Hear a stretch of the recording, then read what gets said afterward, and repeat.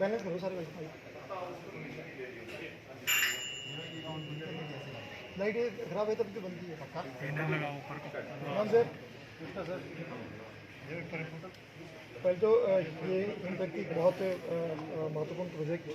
की समीक्षा हुई है। क्या डिसाइड हुआ सर, क्या निकला और क्या आगे के लिए डायरेक्शन भेजे? देखिए, हिम प्रगति की बैठक हमारे आमतौर पर 4-5 महीने के बाद होती रहती है। अब की बात थोड़ा विलम्ब उसमें हुआ है, लेकिन आज बैठक हुई है डिटेल में। इसमें जो हमारे मेजर प्रोजेक्ट्स हैं स्टेट हर सेक्टर के, हर डिपार्टमेंट के, उनको मॉनिटर करने से अगर उनमें कोई इश्यूज ऐसे हैं जिनके कारण डिले हो रहा है, कहीं क्लियरेंसेस के इश्यू हैं, कुछ और इश्यूज इस तरह से,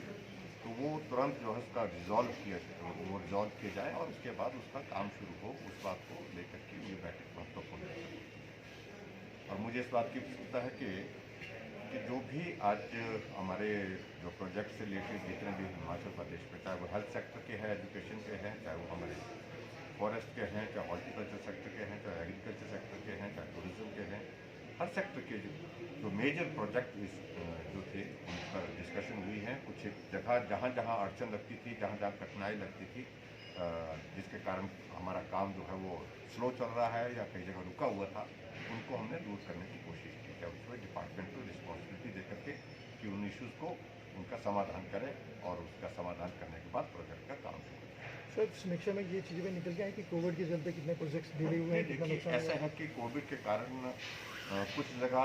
प्रभावित हुए हैं, प्रोजेक्ट प्रभावित हुई है, इसमें बुराई नहीं, लेकिन हम बहुत तेज़ी से रिकवर कर रहे हैं। जो पोर्शन हमारा ऐसा टाइम का रहा जिसमें काम नहीं कर पाया, काम डिले हुआ, काम स्लो डाउन हो गया, उसको अब गति देने की कोशिश कर रहे हैं। और 2021 में हम 100% जो है, आई एम श्योर कि कोविड का ये दौर समाप्त होता है। जैसे हमको उम्मीद है कि वैक्सीन भी अब आने वाली है, शुरू हो, मतलब वैक्सीन का आना तय है अब, और उसके कारण और भी ज़्यादा हमको काम करने के लिए एक हौसला मिलेगा। तो 2021 में जो डिले हुए हैं उनको रिकवर कर लेंगे और हम प्रोजेक्ट को जो टाइम लाइन जो तय किए थे उनको कंप्लीशन के लिए उस पर कंप्लीट करेंगे। अच्छा, कोविड की ही बात चल रही है, वैक्सीन एक के बाद दूसरी भी आ गई, जो वैक्सीन आई है, कैसे डिस्ट्रीब्यूशन होगा, हिमाचल की क्या प्रायोरिटीज रहेगी और कब से डिस्ट्रीब्यूशन शुरू होगा, कब तक सबसे पहुंचेगी? पहले तो मैं आदरणीय प्रधानमंत्री जी को जिन जुनून के साथ, मिशन के साथ वैक्सीन में काम करने वाले हमारे साइंटिस्ट जो हैं उनको पूरा हौसला दिया,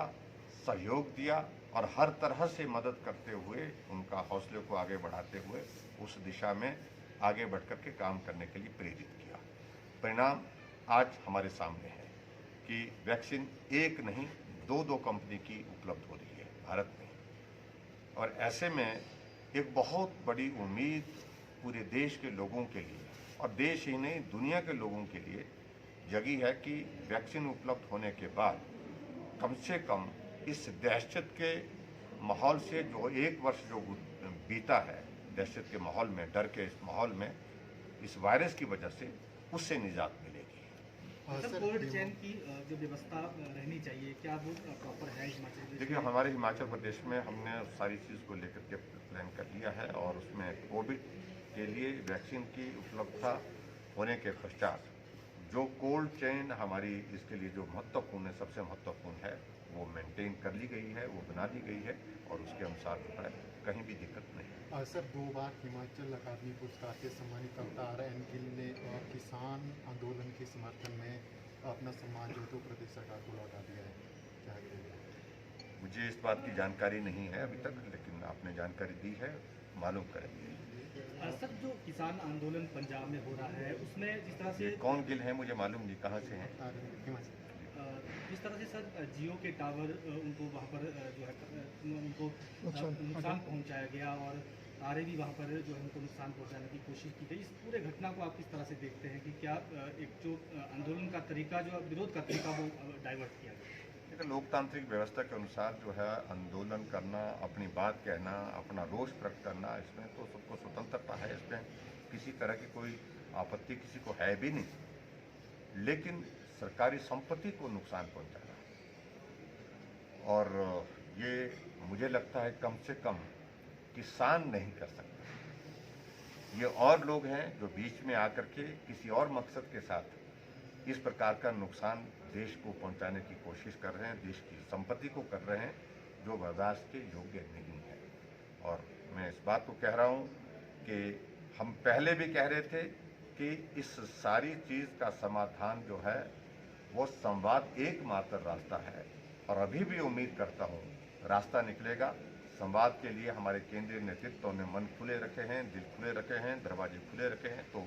उनको कहा गया है कि आप आइए, अपनी बात कह करके जो समाधान की दृष्टि से जो किया जा सकता है उस पर चर्चा करें। सर, देश के प्रधानमंत्री को सम्मानित करने की बात भी कही है सर, कितने बड़ी उपलब्धि मानते हैं कोविड काल में? मैं देश के प्रधानमंत्री नरेंद्र मोदी जी को बहुत बहुत बधाई देता हूं इस देवभूमि हिमाचल प्रदेश की ओर से, विशेष तौर से अमेरिका की एक बहुत ही प्रेस्टिजियस एजेंसी के सर्वेक्षण में, जहां बड़े 13 देशों के बड़े नेताओं के बारे में एक सर्वेक्षण किया गया और उसमें लगन के साथ काम करने वाले, मेहनत के साथ काम करने वाले, विजन के साथ काम करने वाले, मजबूत नेतृत्व के रूप में काम करने वाले हमारे देश के प्रधानमंत्री नरेंद्र भाई मोदी जी को पहले नंबर पर आंका गया, पहले स्थान पर। देश के प्रधानमंत्री हमारे लिए ये तो गर्व की बात है ही, वो विश्व के नेता के रूप में उभरे हैं इस दौर में, और उनको खासतौर से मैं हिमाचल प्रदेश की जनता की ओर से बधाई देता हूं। और कोविड के संकट में भी इस स्थिति में पहुंचना किसी नेतृत्व के लिए ये बहुत कठिन काम था, और मैं समझता हूं कि देश के प्रधानमंत्री नरेंद्र भाई मोदी जी इसके लिए जो है वो बधाई के पात्र हैं। सर, ई विधान के बाद अब ई कैबिनेट की तरफ हिमाचल एक बार फिर अग्रणी है, क्या कहेंगे?